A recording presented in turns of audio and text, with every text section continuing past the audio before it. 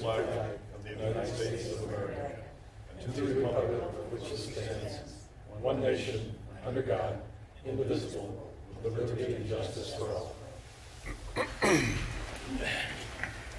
Good evening, everyone. Welcome to the City Council meeting. Let the record show that all members of the City Council are present this evening. There is a copy of the Open Meetings Act posted in the meeting room and is accessible to the public at any time during the course of this meeting. First item on the agenda, it is my pleasure to proclaim the month of April as National Library Week and National Library Appreciation Month. The proclamation reads as follows. Whereas libraries are not just what they have for people, but what they do for and with people. Whereas libraries have long served as trusted and treasured institutions, and librarians and library works fuel efforts to better their communities. And whereas librarians are leaders in their communities, in the nation, and in the world. And whereas librarians continue to lead the way in leveling the playing field for all who seek information and access to technologies. And whereas libraries and librarians provide their communities with innovation through STEAM programming, makerspace, and access and training for new technologies. And whereas librarians are pioneers in supporting democracy and affecting social change with a commitment to providing equitable access to information for all library users. And whereas libraries offer services and educational resources that transform communities, open minds, and promote inclusion and diversity. And whereas libraries, library workers, and supporters across America are celebrating National Library Week. Now, therefore, I, Stan Worth, Mayor of the City of Beatrice, do proclaim National Library Week, April 8th through the 14th, 2018, and April to be Library Appreciation Month. I encourage all citizens and residents to visit the library and explore what's new. Help our library celebrate 125 years of service and 145 years of the dream. Visit the Vetty Cultural Arts Center and the Thomas Heritage Room. Because of you and our library leadership, libraries transform. Witness my hand on official seal, City of Beatrice, the second day of April 2018. And with us is Lorene Riedesel, Director of the Library. Lorene, I'm going to make a presentation to you.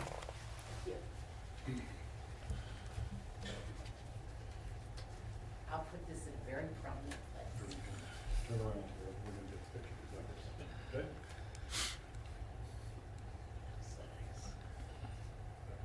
Still on? Yeah. That is. Very good.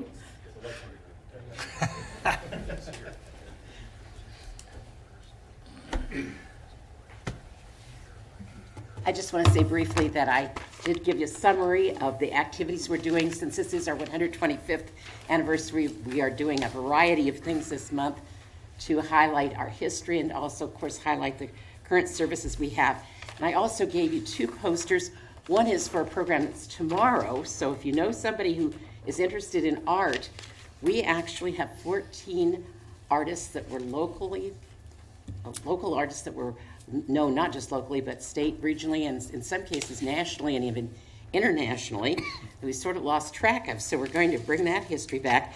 And by the way, this is actually a painting from the Beatrice Public Library collection that Lillian Garrett did that was made possible for us by a donation of private funds. And then I wanted to also highlight one that is not on your list because I've just been able to confirm. This is a musician who is touring from England. And it's not every day we can bring somebody like that with us. And you can see that he claims to do a fusion of blues, jazz, folk, classical, and Spanish guitar. And I have to say, to my knowledge, it's the first time anything like that will be happening at the library. So that is not on your big list. But if you don't do any other thing all month long, please mark the last Sunday of the month, the 29th, because that is the dedication, at long last, of the lower level of the library, which includes the Vetty Cultural Arts Center and the Thomas Heritage Room. And we're hoping all of you will be able to be there that afternoon at 2:30. And at 3:30, Ted Kuzer in another part of the library is going to be doing a reading. And of course, you may remember him as the U.S. Poet Laureate from 2004 to 6. So he owed us a program. At the time that he was declared that he was supposed to be in Beatrice doing a program for us in honor of an anniversary of the Library Foundation.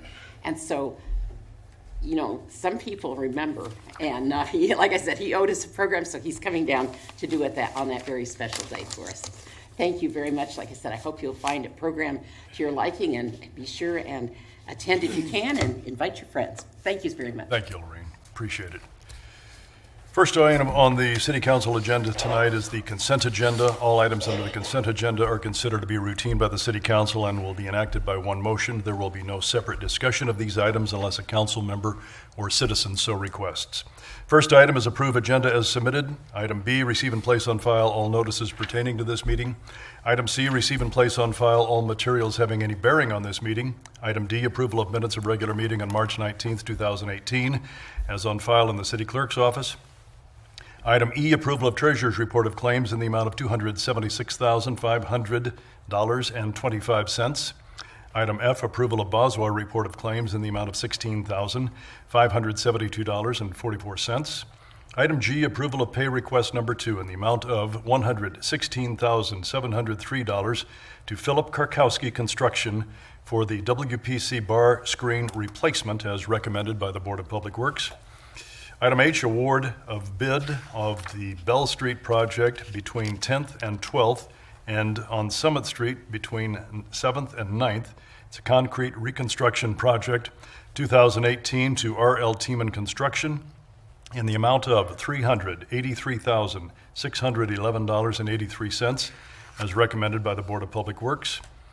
Item I, resolution number 6201, executing the settlement agreement and mutual release between the city and the Antique Brick Warehouse to terminate an agreement for the sale of bricks entered into on or about June 16th, 2014, as recommended by the Board of Public Works. Item J, resolution number 6202, granting permission to Bobby Kramer to sell or offer for sale or peddle goods, wares, or merchandise in Hannibal Park and at the West Scott Street ball fields. Item K, resolution number 6203, granting permission to Derek Fralin, doing business as Fralin Concessions, to sell or offer for sale or peddle goods, wares, or merchandise upon public property lot at Hannibal Park and the Scott Street ball fields. And resolution number L, resolution number 6201, extending the city agreement with BKD LLP for the audit of the basic financial statements of the City of Beatrice, Nebraska, and the Board of Public Works, the Beatrice Airport Authority, and an audit review of the city's Keno activity for fiscal years 2018 through 2021. Is there any item a council member would like removed from the consent agenda? Anyone from the public? Mr. Catlin? Mayor, I would move that all the items listed under the consent agenda be approved, accepted, and/or ratified as presented. Second. By Catlin, seconded by Morgan, that all items under the consent agenda be approved. Your vote, please. And that is approved. I'm in. 8-0. Thank you. Next item on the agenda is a public hearing. Actually, we don't have a public hearing tonight.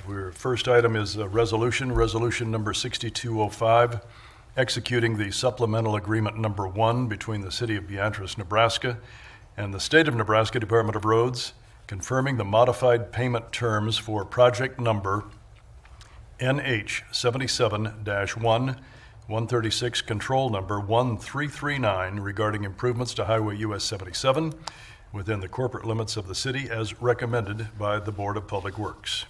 Mayor, I would move that resolution number 6205 be passed and adopted. Second.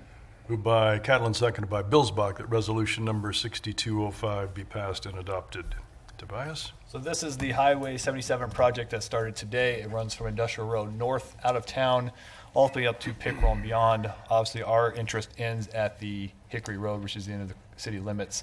This is an agreement that initially we had signed with IndyOR that we would pay about $900,000 roughly for our share, our 50% share inside the city limits. IndyOR went out for bids, came back. Their bids were much higher than they anticipated. Our share went from $900,000 to $1.4 million for our portion of the project. At that point, we notified them that we couldn't pay all that at one time. We talked about some different terms. I asked for 5 years to be able to pay the remaining $500,000 over 5 years. NDOT came back and said they could not do that because allowing it to go out that long would be extending credit of the state. But they could do 3-year payments. So we agreed to make the payments over 3 years, the remaining $500,000. You'll see we'll pay $900,000. It's $934,000, somewhere in that ballpark this year, this fiscal year. The first payment of our 3 payments then will come in January of 2019, and then January 2020 and January of 2021 was when those next payments are due. They're not stabbing us for interest on it. No, there's no interest on it. Straight. Just straight. And again, it's all an estimate, depending, obviously, as any project, once you get into it, depends on what you find out when you get inside. It may go up and it may go down. You just never know until the project's completed. This was a one-year major project for us. Now it spans out to 3 years. It does span out How will to, that push us back on the rest of the stuff we was gonna do for next year then? a couple of things are working in your favor. One, the bid you approved tonight for Bell and Sumner Street came in significantly under budget from what you had budgeted for. So that helps you with some additional payments that you have money to put towards this into our project. Also, in next year's budget, you had put in $100,000 for contingency in the street department, in case something happened. You'll use that $100,000 contingency to pay for this payment, which leaves you about $55,000 short in next year's budget for projects. So you should be able to do all of your projects you had already budgeted for in next fiscal year without having to lose anything as a result of this overture on this project. Any other questions from the council? Anyone from the public? All right, gentlemen, your vote on resolution number 6205, please. And that is approved 8-0. Resolution number 6205 has been passed and adopted. Next item is an ordinance amending section 16-165 and 16-166 of the Beatrice City Code regarding reckless driving and negligent driving. Mayor, I would move that said ordinance be given number 18-006. The title therefore be approved, the rules be suspended, and said ordinance be read by number only 3 times tonight. Second. Moved by Catlin, seconded by Cook, that ordinance number 18-006, the ordinance be given that number, the title approved, and rules suspended, and the ordinance be read by number 3 times tonight by title. The motion to suspend the rules is not debatable. Your vote, please. That is approved 8-0. Ordinance number 18-006 by number the first time. Ordinance number 18-006 by number the second time, and ordinance number 18-006 by number the third and final time. Mayor, I would move that ordinance number 18-006 be passed and approved. Second. Moved by Catlin, seconded by Billsbach, that ordinance number 18-006 be passed and adopted. Ted? I don't know if it's for Abby or for Tobias. So exactly why, are we just doing this to mirror state statute? I mean, I gotta think that 98% of the time, 99% of the time, you have this instance, you're charging them under state statute, not under city code. Well, it occurs occasionally. There is state statutes, careless driving under state statutes, what it would go to there.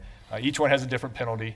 Really where this came up is we had 2 individuals recently who got charged with, one got charged with the reckless driving, one got charged with the negligent driving. If you see our current city code says the reckless driving is a minimum of 5 days in jail, that's never happened, Nope. ever. Ever. In fact, when the gentleman went up in front of the judge, he didn't even tell him it was a 5-day jail sentence minimum, because it's not going to happen. And so we thought, well, let's just amend that and take the jail sentence, the mandatory jail sentence out, because that's not what we do. The negligent driving, then as you see, has a minimum fine of $15. Nobody gets posed a $15 fine. It's usually $50, and court costs is pretty standard as to what happens. So again, it was just a circumstance when both of these came up at the same time that we had a chance to see them. They don't come up terribly often for city code, but when they did, we thought, let's rectify these and make them more palatable to what we actually do in life. So you're just cleaning things up. That's all we're doing. I assumed that's what it was, but I guess what I was concerned about is that we were gonna start charging people under city ordinance and not leaving it over to the county attorney. No, the one that came up recently, the officers pulled the gentleman over and went through a number of citations they could have written for him, and all three ended up writing him for the least citation they could, which put him under negligent driving and sent him to the city. Right. And that's why they made that decision. Otherwise, I bet we don't get 5 of these in a year, if that. I would have surprised if that number, so, all right, thanks, that's all I had. Any other questions, gentlemen, from the public? All right, your vote, please. And that is approved 8-0. Ordinance number 18-006 has been passed and adopted. Item B is an ordinance amending the Beatrice City Code regarding building codes and adopting the 2015 International Building Codes published by the International Code Council. Mayor, I would move that said ordinance be given number 18-007. The title therefore be approved, the rules be suspended, and said ordinance be read by number only 3 times tonight. Second. Moved by Catlin, seconded by Cook, that the ordinance be given number 18-007, the title thereof approved, the rules suspended, and the ordinance be read by number only 3 times tonight. A motion to suspend the rules is not debatable. Gentlemen, your vote, please. And that is approved 8-0. Ordinance number 18-007 by number only the first time. Ordinance number 18-007 by number only the second time. And ordinance number 18-007 by number the third and final time. Mayor, I would move that ordinance number 18-007 be passed and approved. Second. Moved by Catlin, seconded by Billsbach, that ordinance number 18-007 be passed and approved. Tobias? I'll turn this one over to Rob and to Abby. They've done the yeoman's work on getting this one ready. I think there's a memo in your packet that kind of talks about what we outlined the last time we talked about this and some changes that were made, and so they want to hit some of the highlights, if there are any highlights in a building code ordinance. Just want to introduce yourself, Rob, please. Rob Merrill, Chief Building Inspector for City Beatrice. There are no highlights. It's all dry. So, no, we just needed to get up to date. Some of it was state statute driven and for the building code side of things. And then in addition, other code stuff with swimming pools and that. But basically, not much has changed since the last time. Abby did a good job of writing up the new swimming pool ordinance, which was the last thing I think we needed to do coming into this meeting, and trying to figure out how we wanted to, address those. And for the most part, I think we did that. The last thing we have to do, I think, is address it through the zoning ordinance in terms of location of where those pools could be, because like I said in the past, we get a lot of complaints about maybe where they're at as opposed to that they're there, but having them in the front yard and street side yards is something that I think we want to try and avoid in the future. So, any questions about those? Questions of Rob? What Or does your Abby? assistant think? Pardon me? I said, what does your assistant think? This is my assistant, Max. His work is questionable most days. Seems to be a supervisor problem. Yeah. He likes to be in charge, but Any questions? Everybody's had an opportunity to take a look. Yep. Looks good. Everybody okay with it? Okay. Anyone from the public? All right, your vote, please. That is approved 8-0. Thanks, Rob and Max. Next item on the agenda is ordinance number 18-007 has been passed and approved. Next item on the agenda is the public forum. Purpose of the public forum is for the presentation of an item by the general public to the city council for consideration at a later date. No discussion or action will be taken by the city council at this time. Ted, I think you have something for the, I do. Forum? It's nothing for the council to discuss further, but I wanted to make everyone on the council aware and the public aware today is World Autism Day, and the month of April is Autism Awareness Month. It's a cause that's near and dear to the hearts of the Fairbanks family, and I wanted to make sure that everybody was aware of it. I spoke with the mayor earlier today and tried to get it on the agenda up where the proclamations were so he could have read it, but that was my bad. So, but I just wanted to make the community aware of it, and don't get to use my public voice very often for something of that nature, but I wanted to share that with everyone. So that's it. thank you, Ted. Anybody else? Anything for the public forum? Anyone from the public? Yes, Michael. Michael Sothen, Main Street Director.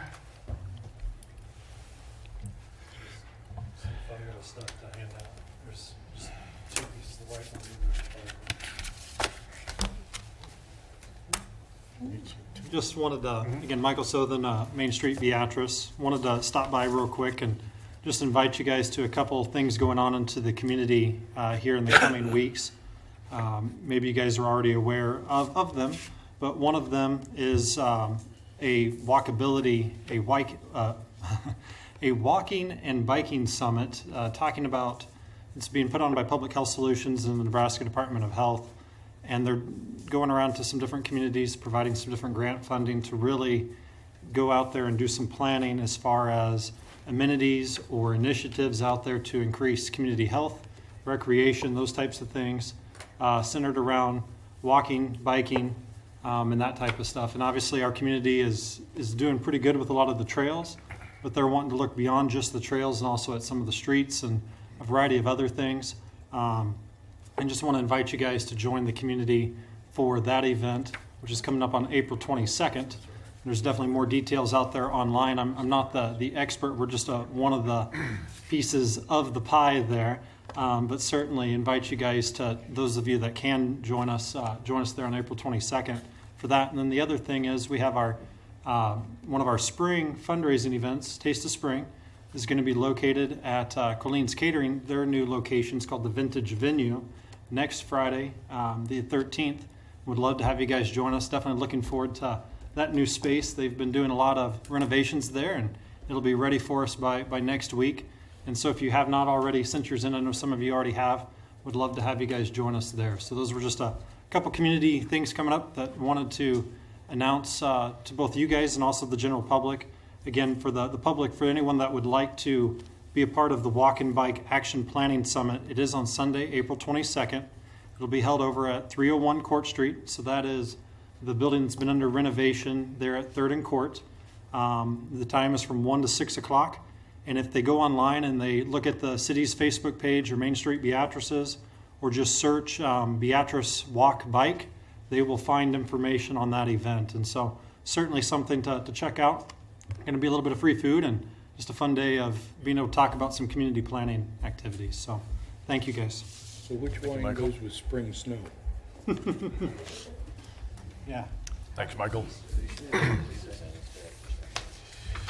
Okay, next item on the agenda, number 7, is possible new fire station. We've had discussion on several of occasions, and there has been some planning sessions held just to try to determine what we may or may not want to do.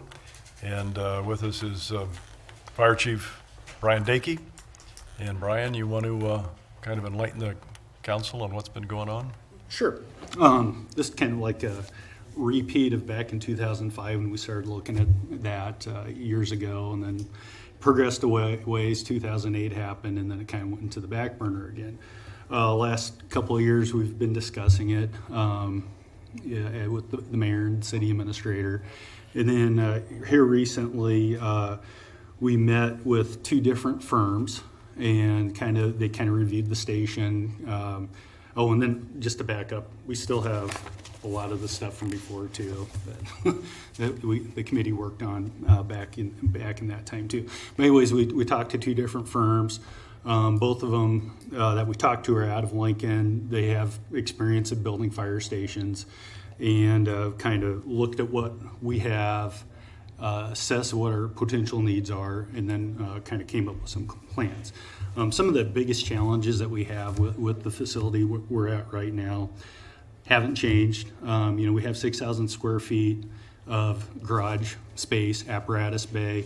Both of the firms that we had, and then the SEC kids and Fakler before, they're talking anywhere from 10 to 16,000 square feet. How much?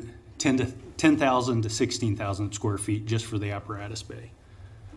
Because right now we've got, in our most congested bay, we have 4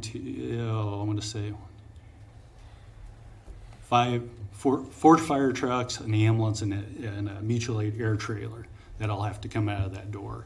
So, if we have to get the hazmat truck out, we have to move 4 vehicles to get that thing out in the way, which does not help us provide the service that we do with the community, which granted hazmat, that was 62 times last year out of 20, almost 2,800 calls.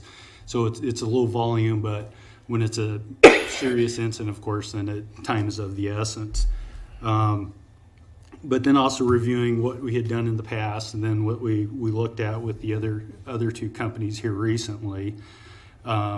It's anywhere from 20,000 square feet all the way up to one, which is not realistic to me. It was 39,000 square feet, but about 25 to 30 is the ballpark range of what they are suggesting. Just to kind of see what we need if we do move forward with this on size. It would be a city block, as we've talked before, which we determined last time. And then here last Friday, we met with Beatrice Rural.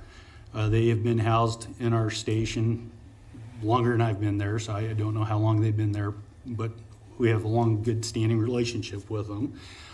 They're on board. They also would like to see a new fire station and are willing to do some financial commitment to that as well, to be determined. So, what have I missed? Well, I think, we've talked about this for quite some time, and we got to get ready to take that next step. If you guys are still interested in pursuing this a little bit further and looking ultimately for a vote of the people in the November election, there's some time frames that we need to meet. We've got plenty of time before we have to get to the county clerk and get it on the ballot. But if you talk to any expert on how to pass a bond issue, they'll tell you different advice. Some of them have told us you got to have the pretty little picture so everybody can see it and know exactly what they're voting for. And others have said don't have a picture because somebody won't like it and they'll vote against it because of the way the building looks. Some will tell you have to have the ground bought so everybody knows where you're going. And we've seen here locally that if you have ground bought and people aren't happy with it, they'll vote against something, and that makes it difficult. And so we're trying to decide now what comes first, the chicken or the egg, and we're just get some guidance from you guys as to which way you think we might want to pursue those. The other thing, obviously, we need to think about is construction method. I think your packet, that we listed out the 3 main construction methods that are used quite often. Those being design, bid, build, which is probably the most common one. You hire an architect, he or she designs it, then you go out for bid and you hire a construction company and then they build it. That's probably the most common one that's out there. You have design build, which is what we use on the Carnegie building, and the school used it on the House of Orange, where you basically hire a firm which not only designs, but they also build it all in one.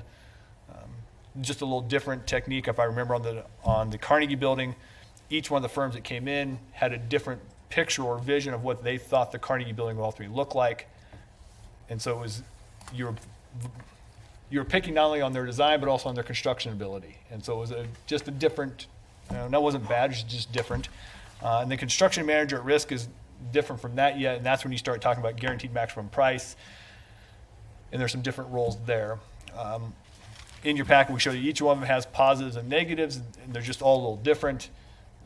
Didn't know if anybody really has a preference one way or the other, because ultimately, if you're going to take this thing out for a vote, we got to know a dollar amount. We got to know how much we're going to be asking for. And we don't want to ask for too little that we can't complete the project. We don't want to ask for too much either. And so, how do you whittle that down and get a fine number if you don't have the picture already drawn and know what you're going to build? And so we're just kind of in that flux right now. We just got to decide what's the next step and go take it. I think the big question is, are we wanting to move this forward? Yeah. Because it'll have to go to the vote of the people in November, and it would be an increase in sales tax. It's not, anytime anybody hears voting on a bond, they think that this is something that is where we're going to have to go out and borrow a large sum of money. Well, we are going to have to borrow a large sum of money, but the sales tax is going to pay for it. So you're spreading that tax base around to an awful lot of people, in town and out of town people. Bob, you had a comment? Or no, I'm sorry, Rich. Well, first of all, we got one thing going because our debt ratio is down. We don't owe a lot of money. The city doesn't. And I'm all for a new fire hall. But my question is, have we settled on a design or any kind of property? No. Are there more designs that can be brought forward? Yes. Because This I is had, just kind of some pro bono work that these guys have done because they saw the paper, saw that we were looking into this, and they offered to come down and talk to us for a little while and just kind of at least give us an idea. well, what I am saying is, when was the last time we passed a bond issue? Was it the courthouse? I mean, Oh, for the county? in the county, it was the courthouse, wasn't it? Courthouse, and then there was a road issue after that, I think, passed. Okay, it's been quite a That while. knows better than any of us. And, you know, we've got a bunch of stuff hanging over our heads, so if we're gonna do this, we're gonna have to sell it. We're gonna have to make it palatable. And, I'll come down and talk to you one of these days, Chief. I had a guy ask me a question of another possible site and another possible way to do it, so I'll come down and talk to you. But, if we're gonna do this, we're gonna have to get on board. We're gonna have to make it palatable. And, folks in Beatrice have been real good about giving us what we want, or, excuse me, what we need. And I think if we tell them, you know, when did we move in there? 1956? 65. 65, okay, I got dyslexia in there. And, you know, the equipment's gotten bigger and bigger and bigger, and we're just out of room. We're just absolutely out of room. You have to put tape on the floor to show where this Yeah, stuff that is way done. we make sure we park in the right spot, because a couple inches off, bad things might happen. Yeah, I think there's a need there. I mean, there absolutely is a need. And I think, what comes first, I mean, it would be kind of nice to get a schematic design, because that gives you somewhat of an idea without going the full-blown architectural. Because architectural fee is probably, 8 or 10%, I'm not sure what it is, depending on who you work with. And if you get to the schematic design, there can be benefits with construction manager at risk. They're going to give you a guaranteed maximum price. You also have two people looking at the project, looking for value engineering items. You'll have not only the architectural firm, but that construction company is going to kind of be there in your corner to look for value engineered items that once you get that maximum price in, you can figure out, or there's going to be some savings, how you can incorporate some of those value added engineering items back in. So I think there's some real advantages. I think one of the reasons it's not very common right now is it hasn't been an option for that long period of time. We just went through that with our residence hall dining facility. It was interesting. We had 9 different construction companies consider the construction manager at risk, and by the time you go through the days that it takes to choose the architectural firm, when you walk away, or the construction firm, you walk away knowing that probably you've got somebody who's going to be able to do you a good job. So I guess, I don't know, I would sure study design, bid, build, and the construction manager at risk, and at least strongly consider CM&R. I think if you're going to take something to the people and we're going to show them what the community needs, I think you have to have some kind of conceptual drawing of what this would look like, could look like. Now, it doesn't necessarily have to have the materials delineated completely, but you could say it could be built out of this material or this material or this material, at least some options.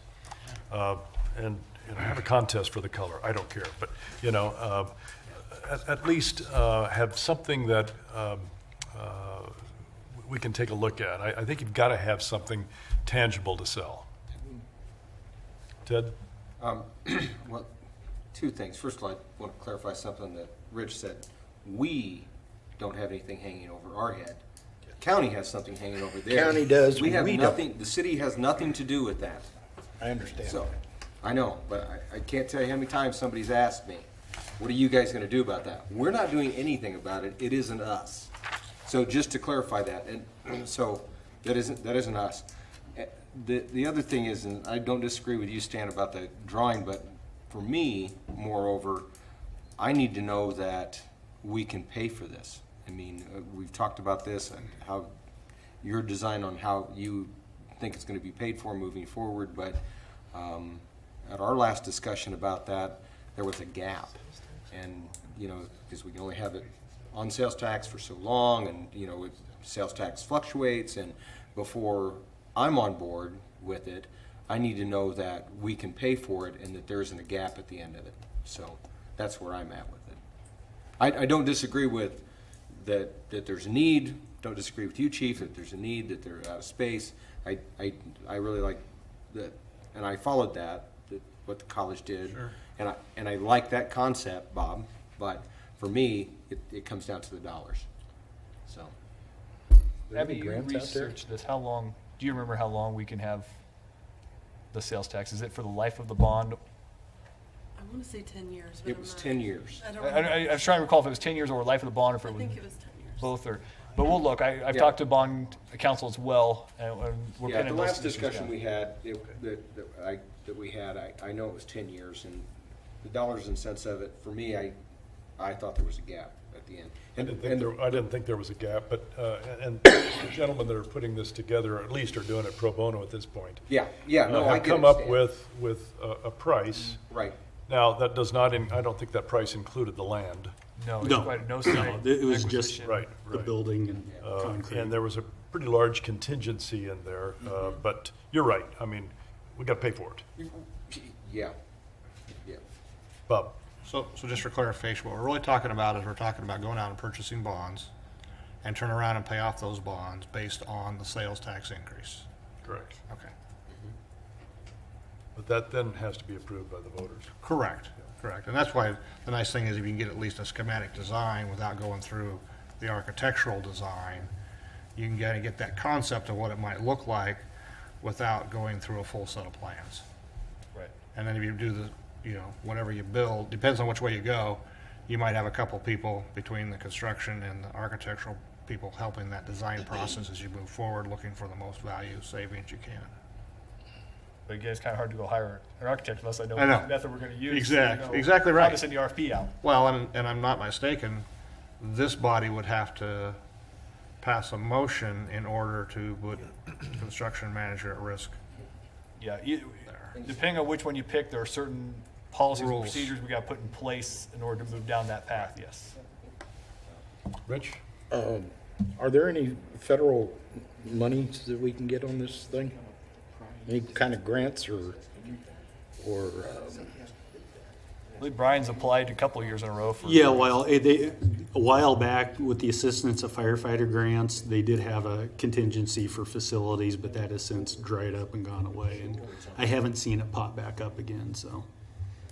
The only thing that I know that's out there is USDA money. Yes. If you went for some of their low-interest loans, but sometimes the paperwork involved is not worth the low-interest portion that they dangle in front of you, but it's certainly an option we can explore.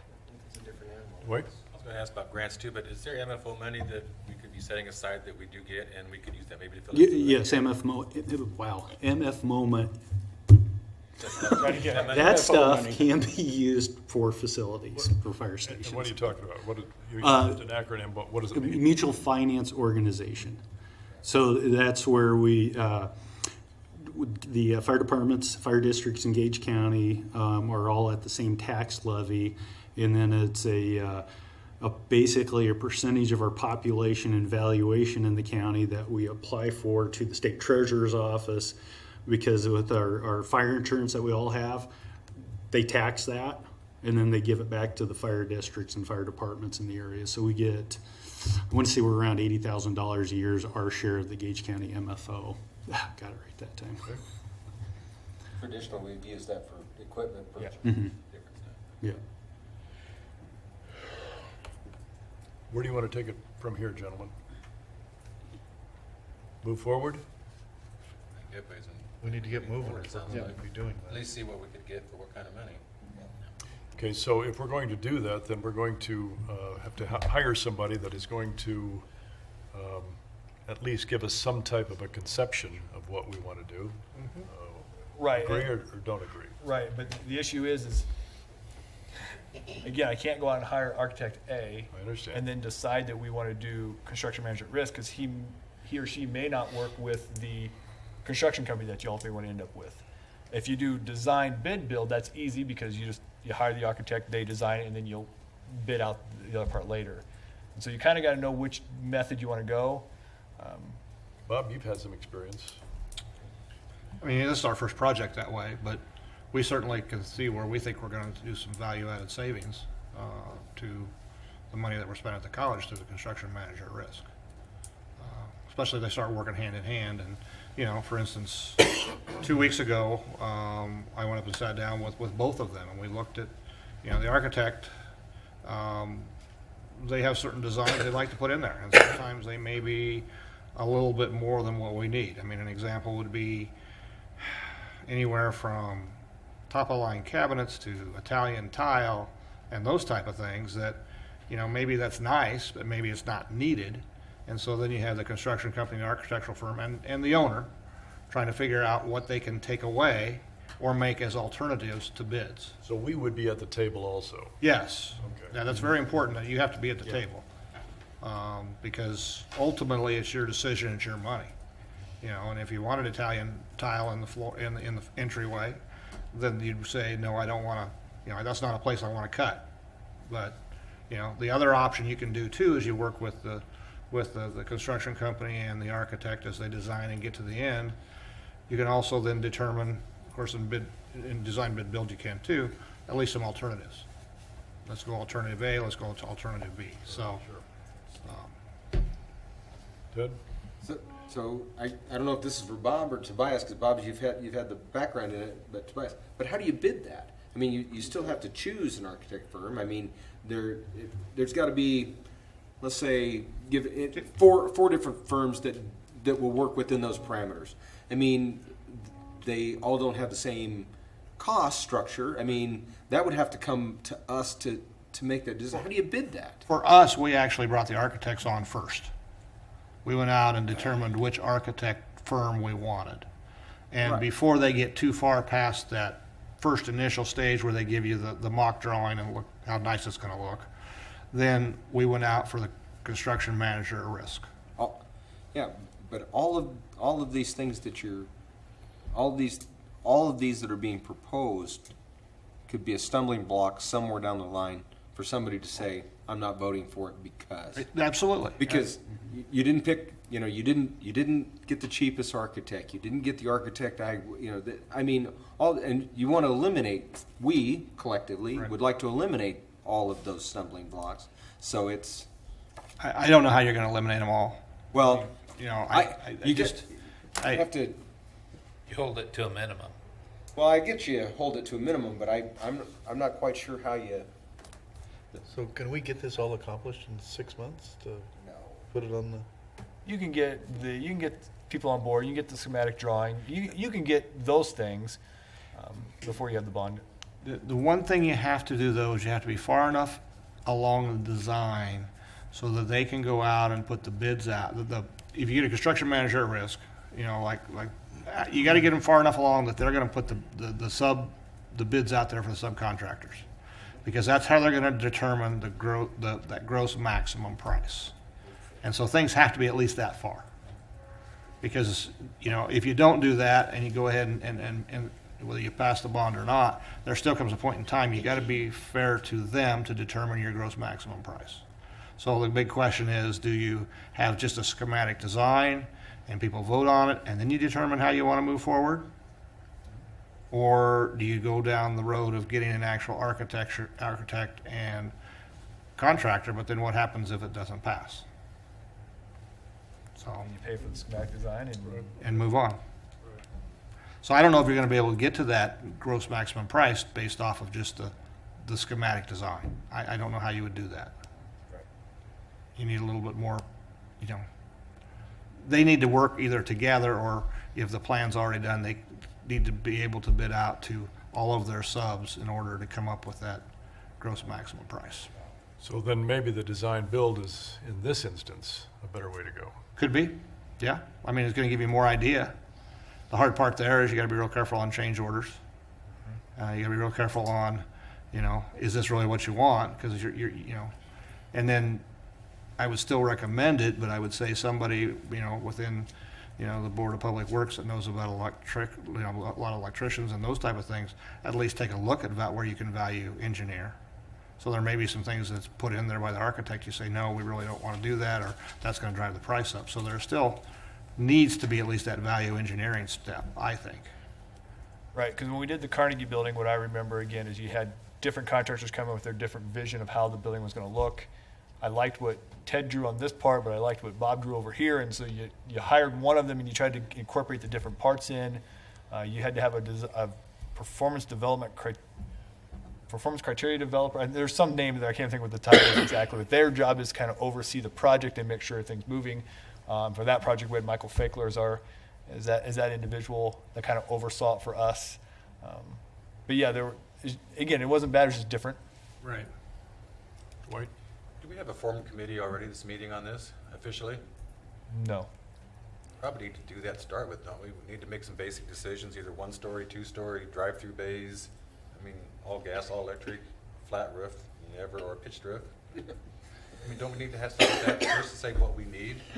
You need sleeping arrangements for 20 people, you know, and showering and stuff, just numbers all down and everything. Well, I know that's easy, some of those are, but And the gentlemen that we've visited with have built several of them in Lincoln already. Now, some of those are smaller than what we are going to have because they've got neighborhood fire departments.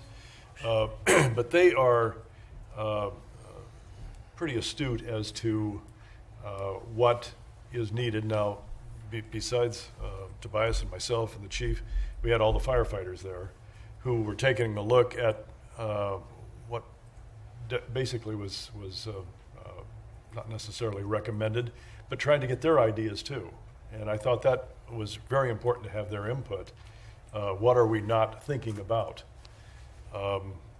So I don't disagree that there could certainly be a committee that would study this, but I even if you put a committee together, I want this thing moving forward if we're going to do it, because time is really of the essence. I think the biggest share of the committee should come from his department too. They're the ones that be living there, using it, Sure, accessing it. Sure, that's why we had them involved. But this was our starting point, and I think we've met twice Yeah. with these folks. And I've been 4 times. if you are volunteering to be a member of that committee, I'd certainly appoint you for that. Sure. Coffee's always on. And then I'll call the rest of you and see who my volunteers are going to be before I appoint you. I know you guys have been doing some legwork, but I thought it was important to get Absolutely. basics I down before you even don't go back disagree. and all the rest. Yep. I think so far what you've seen is that understanding of how big of a footprint do you need or will you have, how much area does that entail. So you start having some things put together so you know if we're going to go out and look for ground, how much ground do you need to look for? Yeah, and I think Chief and his guys have kind of driving the boat as far as how many bays do you need? Do you want drive-through bays? I mean, they have their opinions on those. We talked to the architects who have designed some of the ones up in Lincoln, have some of their input and feedback. I know you guys have talked to a number of different chiefs at other locations. What do they like? What don't they like? I mean, that's kind of just been the information gathering at this point. But no decisions have been made. Bob? So if you get this gentleman you're working with and he's got some experience, I mean, if you have a schematic design and you have at least an idea of how much it's going to cost per square foot for your total cost, wouldn't you be able to really go with that? And then once you know whether the bond passes or not, or the sales tax increase passes, isn't it that maybe the point in time you decide you want to go design build, or construction manager at risk? I think you can wait till that point. Yes, I think you can wait to that point. You still got to get the architect on board, which is still going to be an RFQ. Right. And do those processes. As you know, is going to take some time and Sure. just get those out. And so if we want to look at doing that first, we certainly can get the RFQ prepared and get it ready to get sent out. Go out and see what you get back and see if it's worth looking at. Worst case is you can bring them all back and we interview some individuals or some firms and we say that's not what we want to do and we go to plan B. Is that enough for the voters to? I would think it would be enough. I mean, they're going to want to know, unfortunately, a lot of the questions we batted around, where's it going to go? Yeah. They're going to want to know what's it going to look like, and they're going to want to know an estimated cost. Yep. And of course, course, we need to also let them know what the true need is as well. I know we like to partner with Beatrice Rural. Is there a chance we can leave them where they're at then if we move out? That would save some space, or at least give us more space to work with. We could, but we have needs amongst ourselves. Trust me, there will be no building that goes unused. If you see the fire department completely evacuate out of the city auditorium, it won't be vacant. We have other departments that would move in there and utilize that space. I think what rural fire is willing to do thus far is contribute funds equal to the proportion of the building that they would occupy.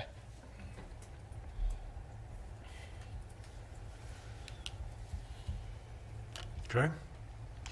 Why don't I do this? Why don't I appoint a committee? You're going to be the chairman. Sure. Congratulations. I'll delegate down from there, thank you. And hopefully within 2 weeks, we can sit down and meet again and kind of decide what we want to do and how we're going to move forward. But I kind of like the idea of maybe getting an architect on board, just getting the process started. We'll start preparing an RFQ. That way, bring it back, and you can start reviewing it, and we can get that sent out here soon, and see if we can't get an architect or architectural firm on board. Okay. Don't turn your cell phone service off, gentlemen. All right, anything else? Any other questions or comments? Anybody from the public, by the way? Okay. Our next regular city council meeting is going to be on April 16th, and then we'll have a work session at the end of the month on April 23rd. Mr. Catlin, I'd entertain a motion to adjourn. Mayor, I move that the meeting be adjourned at 7:51 PM. Second. Moved by Catlin, seconded by Claybaugh. That the meeting be adjourned at 7:51 PM. Your vote, please. That is approved 8-0. Thank you, everyone, for coming.